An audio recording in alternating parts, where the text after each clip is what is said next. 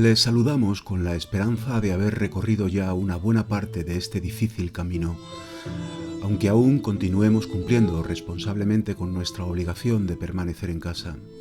El equipo Vademente, de nuevo y con su permiso, quiere acompañarles.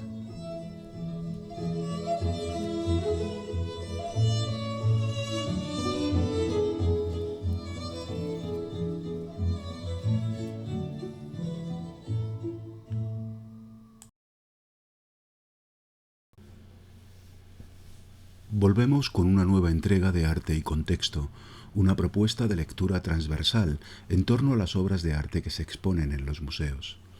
Con ella pretendemos devolverlas virtualmente a sus contextos originales, conocer sus lugares de procedencia, a sus propietarios, el porqué de su creación, reescribir sus biografías. Las miriadas de objetos que se exponen en los museos son documentos visuales que guardan la memoria de miles de historias. Historias que nos hablan de conceptos, espiritualidad, emociones, cultura, política, de individuos de más o menos lustre, de épocas de hegemonía o de crisis. En pocas palabras, del arte como una proyección de las sociedades y los individuos que lo crean. Es probable que muchos de ustedes estén identificando a los artistas y a las pinturas que están apareciendo ahora mismo en pantalla, pero quizá conozcan menos sobre los lugares de los que proceden, quiénes las encargaron, las inquietudes, los objetivos o las ideas que dieron lugar a su creación. Esta, digamos, trastienda contextual queda habitualmente obviada porque primamos la consideración netamente artística del objeto. Por eso, nuestra intención es cambiar de perspectiva y compartir con ustedes una mirada diferente sobre las obras de arte. Ahora bien, interrogar a una obra de arte es abrir un camino compuesto por 1000 senderos, y por ello debemos actuar con orden para no extraviarnos.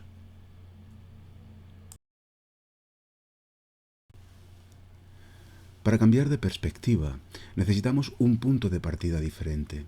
Así que vamos a emplear una clasificación sencilla pero muy útil para nuestros fines. Tomaremos como punto de partida los lugares de procedencia de las obras y no a su autor, ni su estilo, ni lo que nos cuentan. Considerando estos espacios originales, podemos establecer 3 categorías básicas. Un arte procedente de las casas, refiriéndonos con ello a las residencias de particulares que a lo largo de la historia adquirieron un rol social y una capacidad económica que les permitió encargar y coleccionar arte. Por otro lado, estaría el arte acumulado en los palacios de reyes, nobles o instituciones estatales, que fueron, huelga decirlo, los grandes protagonistas del mecenazgo artístico desde que comenzaron las sociedades históricas. Este destacado papel como mecenas lo comparten con el tercer grupo, el del arte que sirvió en los espacios religiosos para dar imagen a las creencias y que fue promovido por el clero que las defendía y enseñaba. Ya ven cómo cada espacio lleva implícito a sus propietarios, y esos son los individuos que tuvieron acceso al arte, los clientes de los artistas y, en consecuencia, los coprotagonistas de esta historia. El arte nunca ha sido un producto de consumo de masas, y para reflexionar sobre ello basta con que nos preguntemos sobre quién podía o puede encargar o coleccionar arte. En primer lugar, aquellos que ocuparon los puestos más prominentes de las sociedades tradicionales, como monarcas, príncipes y nobles, y en paralelo a ellos, el clero de las altas jerarquías. Tal es la importancia de estos mecenas clásicos que las obras que comisionaron o coleccionaron aún componen el grueso principal de los fondos de muchos grandes museos. Pero a estos privilegiados se sumó progresivamente otro grupo social, la burguesía, que en paralelo a su ascenso económico y político terminaron siendo los modernos mecenas del arte. Su avance social no solo transformará nuestro sistema político, también lo hará con las tradiciones artísticas, abriéndolas a nuevas posibilidades, mirando hacia un arte nuevo. Como vemos, a distinta época, distintos protagonistas, distintos espacios, distintos artistas, distintas necesidades y sensibilidades, pues cada cual contó su propio relato a través de las obras que comisionaba. Las artes son fruto y proyección de la evolución ideológica, política, social y económica de nuestra cultura. como reza la inscripción de la fachada del magnífico pabellón de la Secesión vienesa, a cada tiempo su arte y a cada arte su libertad.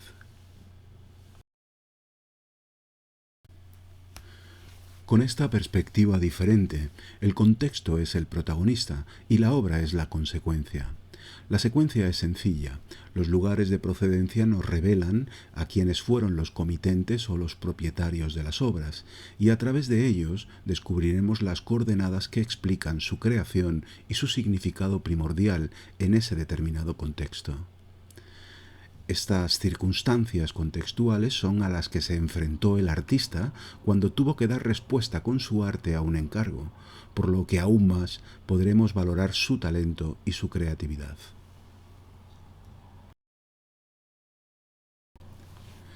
Si los lugares y los clientes determinaron la creación de los objetos, será necesario ahora seleccionarlos para acotar el trabajo e interrogarlos para poder reconstruir sus historias. Las obras que seleccionaremos y les iremos proponiendo serán representativas del tipo de espacio del que proceden y del grupo social que las encargó. Y respecto al interrogatorio, lo haremos siguiendo lo que popularmente se denomina las 5 Vs dobles, una terminología anglosajona que da nombre a un viejo método retórico griego, consistente en someter al objeto a 5 interrogantes esenciales: ¿qué?, ¿quién?, ¿cuándo?, ¿dónde? ¿Y por qué?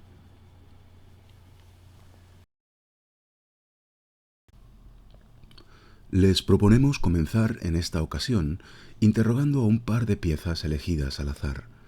Tan solo queremos tirar de 2 hilos para atisbar la dimensión de la extraordinaria urdimbre de contextos e historias que se ocultan tras las obras de arte expuestas en los museos.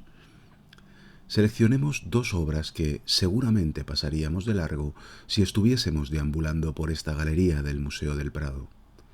Nos referimos a los 2 bustos de emperadores romanos que están en primer plano y nos quedan a derecha e izquierda. Comencemos por el de la izquierda.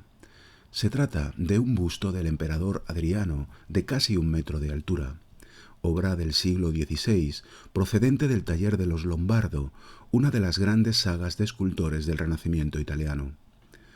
Por su calidad artística y su riqueza material, está realizado en mármol gris y en bronce. Es un interesante ejemplo de producto artístico de lujo producido para atender a la demanda del coleccionismo regio y nobiliario de la época.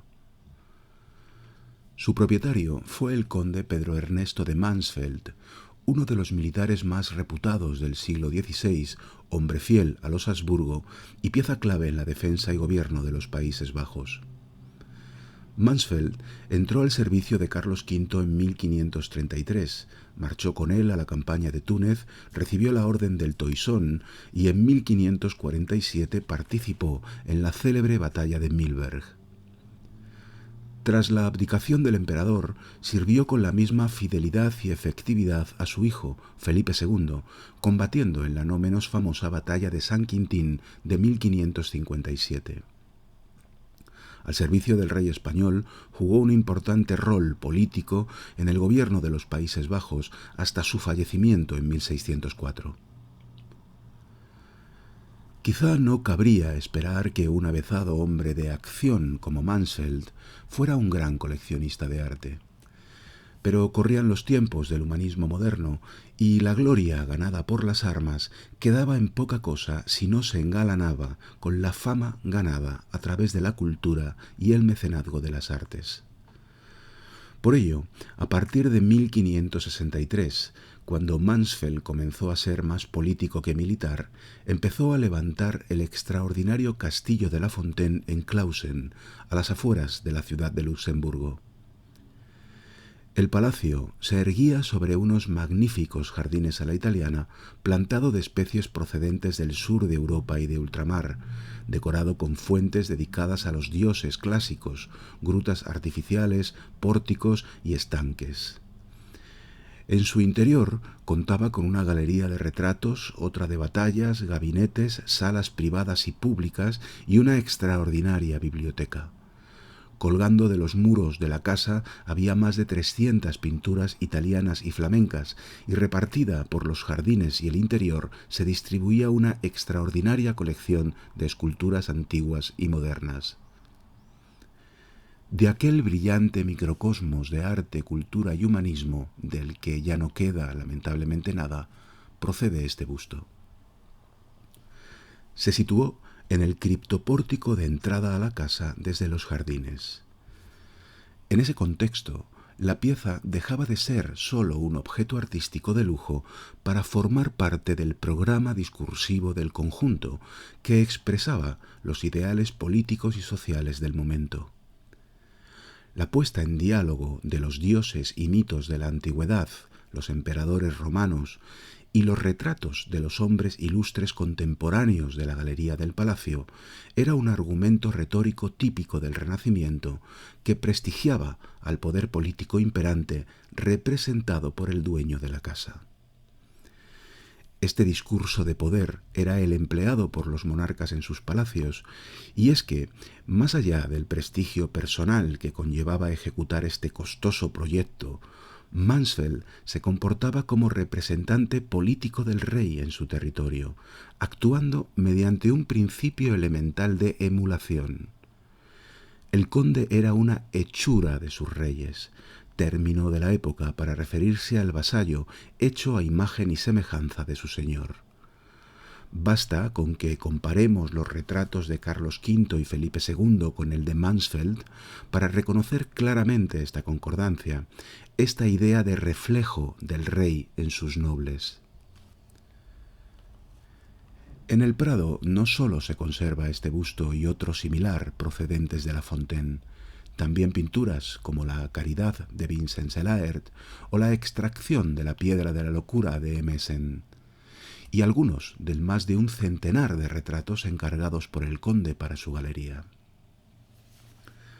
Ante esta presencia de objetos procedentes del lejano castillo de La Fontaine en el Museo del Prado, nos haremos una última pregunta. ¿Cómo llegaron estas piezas a España? En 1599, los archiduques Isabel Clara Eugenia y Alberto de Austria, soberanos de los Países Bajos, visitaron a Mansfeld en La Fontaine. A Isabel Clara Eugenia, hija del ya difunto Felipe II, le faltó tiempo para contar a su hermano, el rey Felipe III, las excelencias del lugar y lo extraordinario de sus colecciones. El conde fallecía en 1604 y dejaba como heredero de todos aquellos bienes muebles al rey de España. Felipe III no escatimó en organización ni en gastos para preparar su traslado. Las pinturas viajaron en cajas hasta Bruselas en 1607 y desde allí se remitieron a Madrid. Las esculturas lo hicieron un año después y por su peso se llevaron en barcazas por el Mosela y el Rin hasta el puerto de Róterdam, de allí en barco hasta Sanlúcar y Sevilla, y el resto del camino hasta la corte se hizo por tierra. Un esfuerzo enorme que coincidió con el fin de las obras de restauración de la Casa Real de El Pardo, a las afueras de Madrid, que había ardido en 1604. El mismo año de defunción de Mansfeld.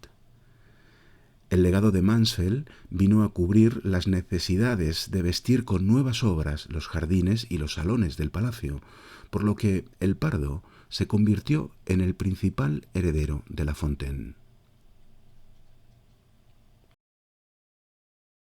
Desde las colecciones reales, la mayoría de las obras procedentes del legado de Mansfeld pasaron al Prado en el siglo XIX, cuando el Estado liberal fue supliendo a la monarquía y las obras de arte comenzaron a abandonar sus contextos originales. El olvido jugó su partida y aún hoy se sigue tratando de identificar cuántas y cuáles de las conservadas fueron las obras que viajaron de Luxemburgo a Madrid, pues solo unas pocas mantienen la memoria de su origen. Si, como señalábamos, el coleccionismo de Mansfeld fue fruto de las nuevas formas de prestigio del noble moderno, pero también de la emulación de sus monarcas, ¿tuvo el conde algún ejemplo español precedente al que imitar? Sigamos interrogando objetos. Continuemos con el otro busto, el situado a nuestra derecha. Representa al emperador Nerón. Se trata de una pieza de algo menos de 1 metro de alto, hecha en mármol blanco de Carrara y alabastro rojo. Nuevamente estamos ante una obra de prestigio que fue realizada hacia 1565 por los hermanos Giovanni Battista y Niccolò Bonanome. Ambos escultores italianos estuvieron al servicio del comitente y propietario de esta obra, Felipe II, rey de España desde 1556. Más allá de su condición de gobernante, Felipe II fue un extraordinario mecenas artístico, quizá el primer rey español al que podemos considerar como un verdadero coleccionista de arte. Su predilección por la arquitectura y la pintura supuso un punto de inflexión en la evolución de estas disciplinas en España y en América. A la arquitectura le imprimió un carácter severo y más vernáculo que adquirió un rol de identidad de la propia monarquía y prevalecerá durante más de un siglo. De su gusto pictórico es el propio Museo del Prado el mejor testimonio, pues de sus colecciones procede gran parte de los fondos de pintura del siglo XVI, encabezados por supuesto por los excepcionales Ticianos que comisionó, pero también los fondos de obras de los llamados primitivos flamencos, debiéndose a su interés específico en este autor la formación del núcleo de obras del Bosco más importante del mundo. Podemos afirmar que su reinado sentó las bases de nuestro siglo de oro.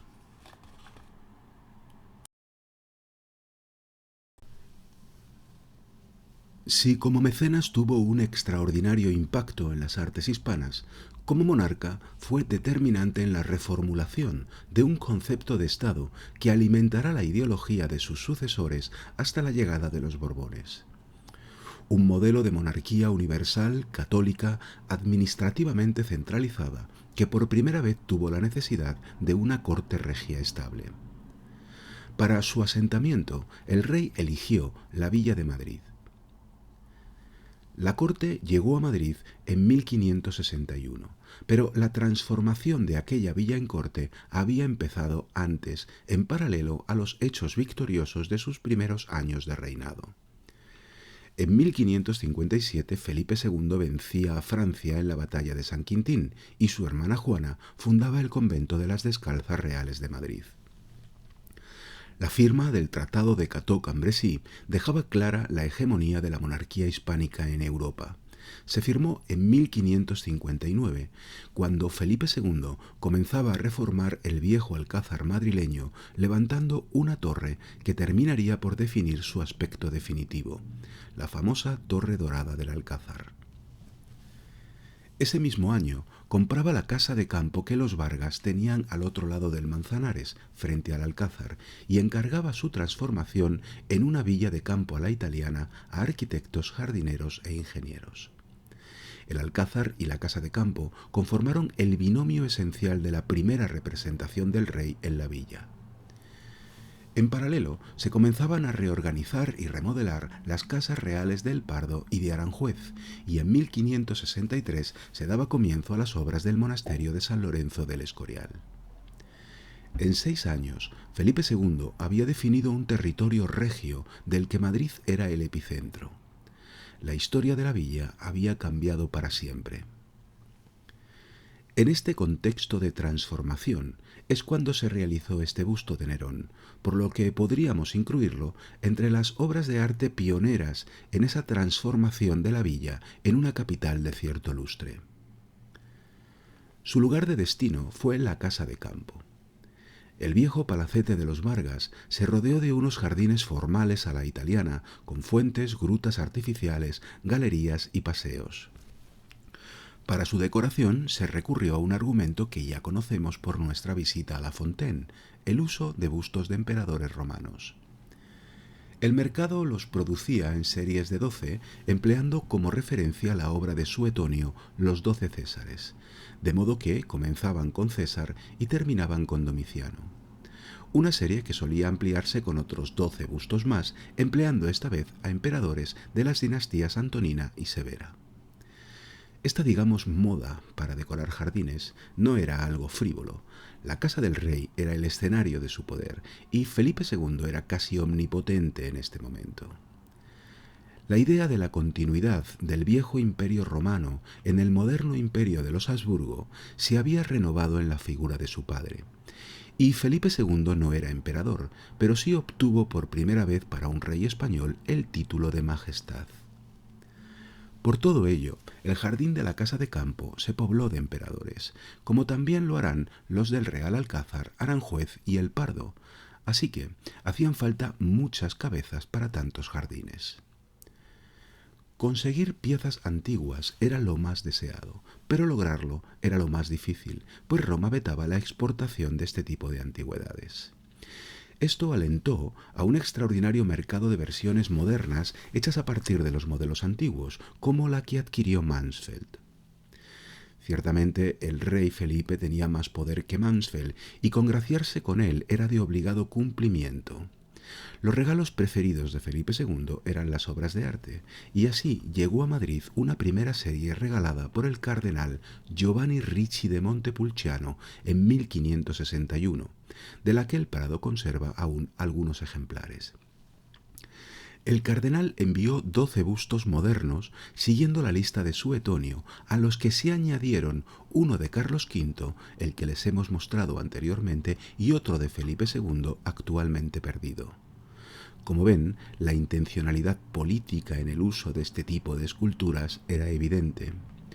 Con los bustos llegaron los escultores ocupados de su traslado y mantenimiento, entre ellos Giovanni Battista Bonanome, que fue contratado por el rey y permanecerá en España trabajando en las obras reales.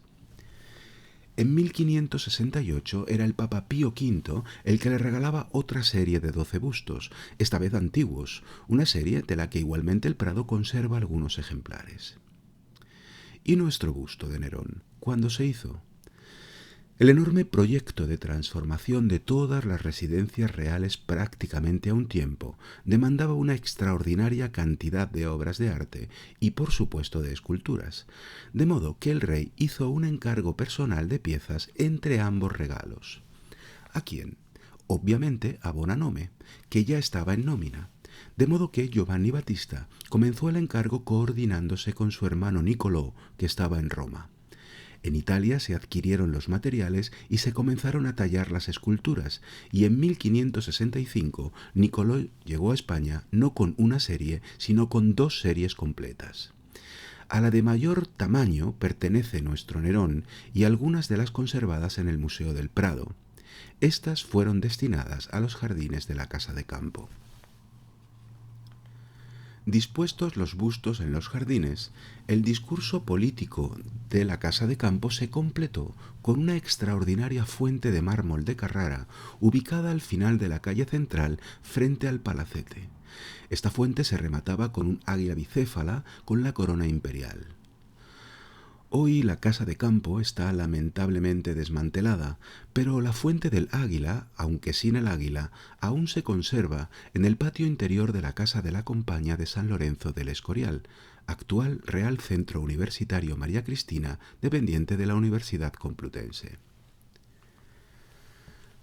Fallecido Felipe II en 1598, la iconografía regia del jardín aumentó en tiempos de Felipe III. La monarquía hispánica había comenzado su lento camino hacia la decadencia, y las artes debían aumentar su discurso laudatorio. La casa recibió entonces otro espléndido regalo, una de las mejores esculturas ecuestres europeas de la época y la primera erigida fuera de Italia. Nos referimos al monumento ecuestre de Felipe III, que fue interpuesto justo en medio de la calle principal del jardín, entre los emperadores, el palacio y la Fuente del Águila. La obra es muy conocida, pues desde 1848 está en el centro de la madrileña Plaza Mayor, regalada por Isabel II a la villa. Un nuevo contexto que le otorga un sentido romántico y evocador del Madrid de los Austrias, pero ajeno al potente valor político que tuvo en su contexto original. Como vemos, Mansfeld tuvo modelos españoles a los que poder emular. Pero, ¿y Felipe II? ¿El rey pudo conocer modelos similares? Recapitulemos y sigamos interrogando.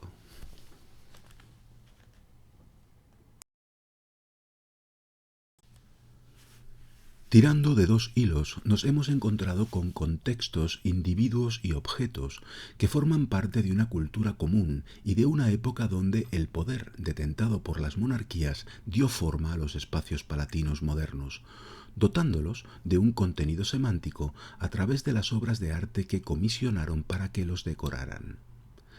Si Mansfeld en La Fontaine pudo emular los modelos que en España levantaba su rey, Felipe II, nos hemos planteado una duda: ¿cuáles pudieron ser los modelos del rey Felipe? Nos vamos a mover un par de pasos para entrar en el espacio central de la Galería del Prado, la actual Sala 27. Con lo que ya sabemos, advertimos que hay resonancias entre algunas obras. Por ejemplo, el busto de Adriano de Mansfeld y el lienzo de Tiziano que representa al emperador en la batalla de Milberg. El conde no solo asistió a esta batalla, sino que, como vimos, fue un defensor del mito imperial que ligaba a los Habsburgo con el viejo imperio de Roma. Pero entre este lienzo y los que están colgados enfrente no solo hay resonancias, sino una relación directa. Las tres obras fueron encargadas en 1548 por María de Hungría a Tiziano. La principal muestra a su hermano, el emperador, victorioso tras vencer en Milberg a los protestantes de la Liga de Esmalcalda. Pero en ese momento, en el del encargo, se describió al emperador como vencedor de los rebeldes, pero no de los herejes protestantes.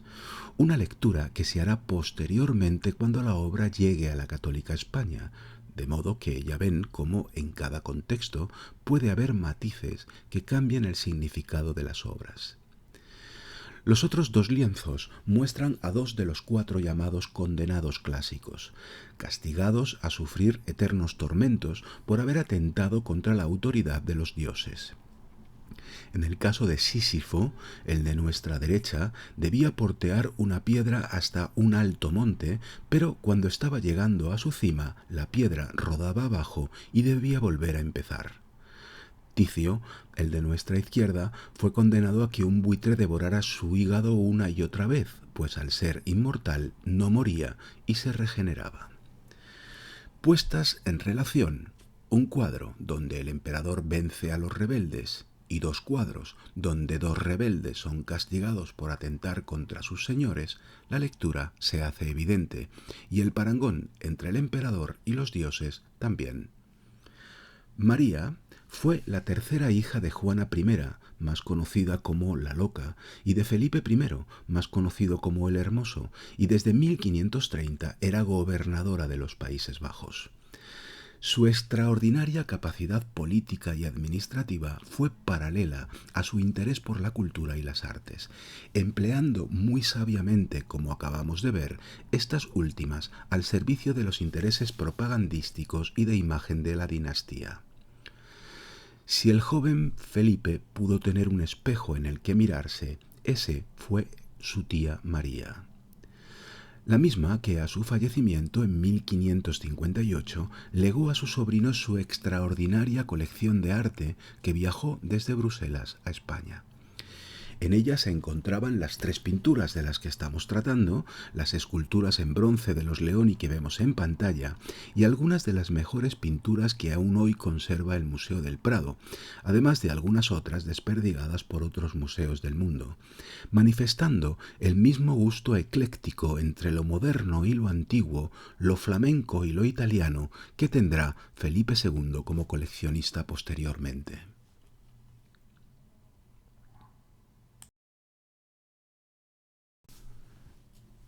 En 1548, el año en que María realizaba los encargos a Tiziano de estas tres obras, el joven príncipe Felipe partía desde España de viaje para conocer las tierras de su futura herencia.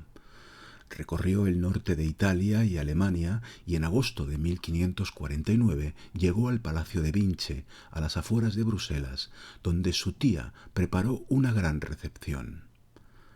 Allí se reunieron Carlos, el emperador, María, la gobernadora, Felipe, el príncipe, y Leonor, la hermana mayor de Carlos y María, viuda de Francisco I de Francia.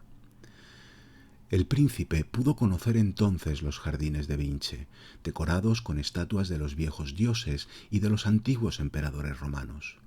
Visitar la extraordinaria galería de retratos que allí había dispuesto su tía, encabezada probablemente por el retrato de su padre victorioso en Milver, y asistir a las mascaradas que organizó la gobernadora en el gran salón del palacio.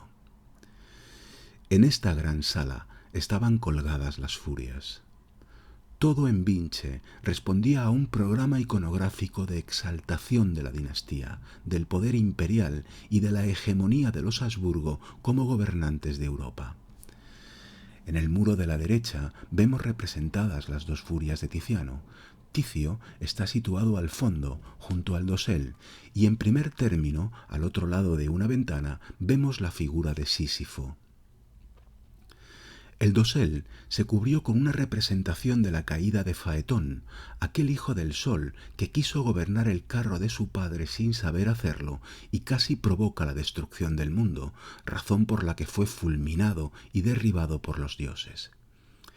El original no se conserva, pero las obras que coleccionaban los más poderosos solían servir de modelo para otras obras, de modo que les ofrecemos una imagen de un lienzo de Joseph Heinz, el Viejo, similar al que aparece en el dibujo de la sala y a las descripciones que los cronistas hicieron de la obra original. El resto de muros se cubrió con una rica serie de 7 tapices de Bruselas representando los 7 pecados capitales y el castigo que merecían los que incurrían en ellos. Actualmente la serie se conserva en las colecciones de Patrimonio Nacional.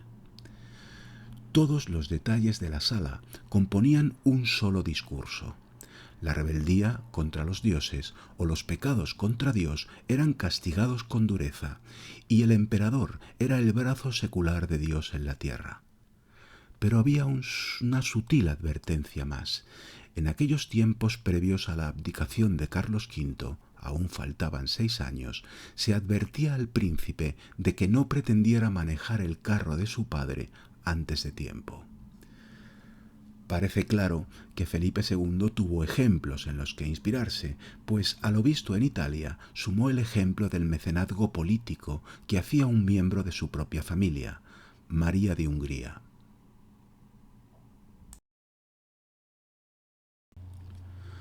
Aquel felicísimo viaje, como lo llamaron los cronistas, fue profundamente formativo para Felipe II, y sus consecuencias ya las hemos ido viendo.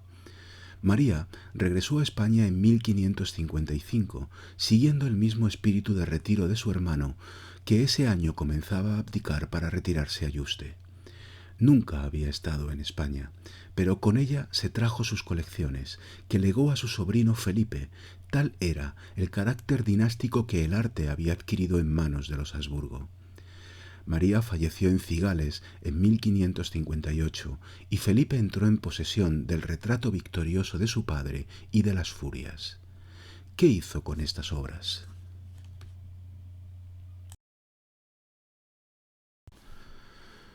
Como hemos visto, aunque las 3 obras se encargaron a la vez, no colgaron juntas en tiempos de María de Hungría. Tampoco lo harán a su llegada a Madrid, enviándose el retrato imperial a la Casa Real de El Pardo, donde el rey Felipe organizó una extraordinaria galería de retratos siguiendo el modelo de Vinche. En Madrid, Felipe II estaba inmerso en la remodelación del Alcázar Real, y en aquel palacio sí terminarían por reunirse las 3 obras, pero vayamos en orden. El viejo castillo medieval madrileño había sido transformado en un palacio renacentista por Carlos V, pero aún conservaba cierto aire recio de fortaleza. En esta imagen vemos la fachada que se corresponde con la actual fachada principal del Palacio Real de Madrid, la que da a la Plaza de la Armería y a la Catedral de la Almudena. El Palacio Nuevo ocupó el lugar del antiguo Alcázar cuando éste ardió en 1734. Entre los dos potentes torreones centrales vemos la fachada principal del edificio, que en su segunda planta albergaba las estancias principales del cuarto del rey. Mirando el plano, podemos seguir el movimiento de un visitante que viniera a ser recibido por Felipe II en su alcoba principal. Enfilando esta panda del edificio se atravesaba el gran salón dorado, que en el futuro se decorará con una galería de reyes y servirá para celebrar obras de teatro y saraos dentro del alcázar. Continuando recto, se llegaba a la alcoba real, y en ella se dispusieron las furias, que terminaron por dar nombre a la propia sala. El sentido admonitorio que tuvieron en Vinche se conservó en su nueva casa madrileña. Pero Felipe II tenía planes para el viejo alcázar carolino, y desde 1559 se estaba levantando en el ángulo oeste hacia el Manzanares una espléndida torre de estilo clasicista llamada la Torre Dorada. Desde ella, la que aparece en rojo en el plano, se proyectaba lanzar una nueva fachada siguiendo el modelo de la torre antepuesta a la anterior, de modo que los espacios entre las torres antiguas se convertirían en salones nuevos. El resultado no solo cambió la planta del edificio, también le procuró una fachada nueva, moderna y uniforme, contenida entre dos grandes torres, siguiendo una tipología muy española. El salón que quedó entre las dos antiguas torres centrales pasó a ser la gran sala de audiencias reales y el espacio más representativo del palacio. Se trata del famoso Salón de los Espejos del Alcázar. Felipe II no pudo terminar las obras, que fueron continuadas por sus sucesores, Felipe III y Felipe IV. Será este último monarca el que dé forma al discurso de aquel nuevo salón principal, y lo hará recogiendo la herencia de María de Hungría.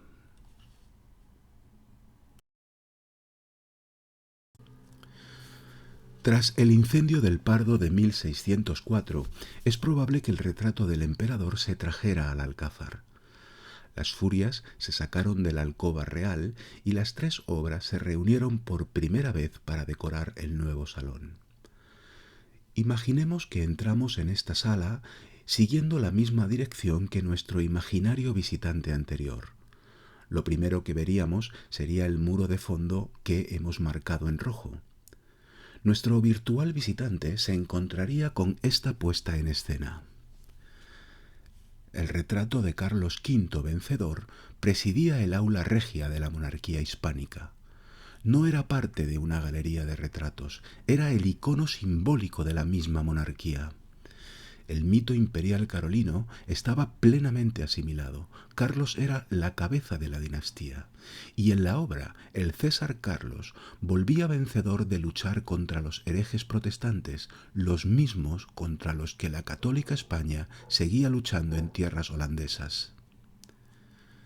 A ambos lados estaban las furias, con el mismo aviso a quienes se atrevieran a atentar contra el poder, pero ahora, al estar en relación con el retrato del emperador, ya no lo hacían en términos generales como en Vinche, sino concretos, señalando a los que atentaban contra la monarquía hispánica, la heredera de Carlos V.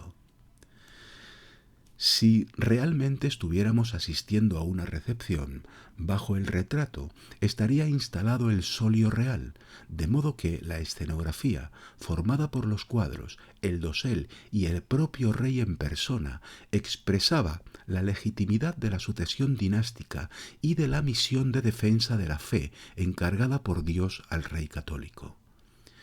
Felipe IV dio así una imagen perfecta para expresar el ideario de la monarquía hispánica comenzado por Felipe II. Terminada la audiencia, nuestro visitante virtual giraría para regresar a la puerta de entrada. Allí se toparía con el otro muro de fondo del salón, que venía a completar el discurso de el anterior.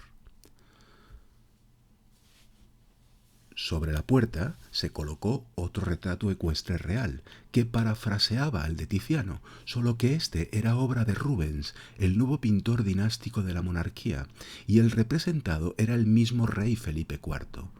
Conclusión, nada había cambiado desde aquellos tiempos de la España imperial y hegemónica, nada, excepto que el país caminaba hacia su debacle definitiva.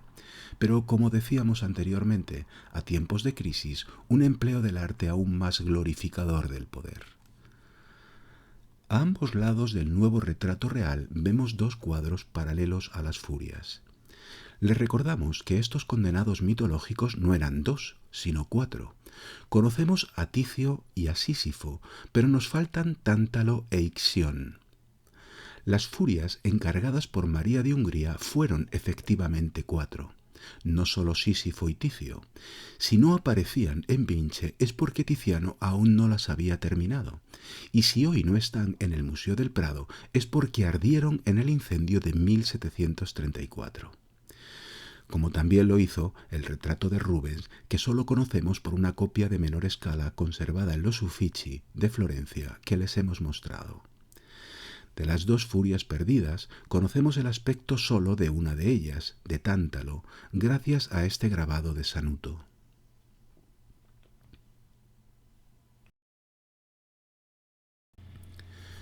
Como han podido comprobar, tan solo tirando de dos hilos, hemos abierto un universo de contextos e historias extraordinario. Es cierto que el Museo del Prado es un museo generoso en este sentido, pues sus obras, aunque descontextualizadas, siguen estando relacionadas por la extraordinaria coherencia que les da la historia. Esta es una excepcional virtud que pocos museos poseen, y es que el Prado es uno de los mejores testimonios de nuestra historia e identidad cultural. Por ello, cuando podamos volver a visitarlo, les animamos a pasear por esta misma Sala 27 que tanto juego nos ha dado. En esta ocasión nos despedimos con la imagen de una obra que aún sigue teniendo un carácter emblemático extraordinario, y ahora esperamos que se entienda mejor el porqué, y con uno de los coleccionistas más importantes de obras del museo, Felipe IV, a quien no tardaremos en volver. En esta ocasión, nuestro arte y contexto ha recorrido palacios reales y nobiliarios, nos ha acercado al tipo de coleccionismo que practicaron monarcas y nobles y mostrado en qué forma los artistas y las obras de arte formaron parte de un amplio discurso de Estado que determinó la cultura y el gusto de una época en tránsito entre el Renacimiento y el Barroco. Esperamos que haya sido de su interés. Seguimos trabajando y compartiendo. Un cordial saludo.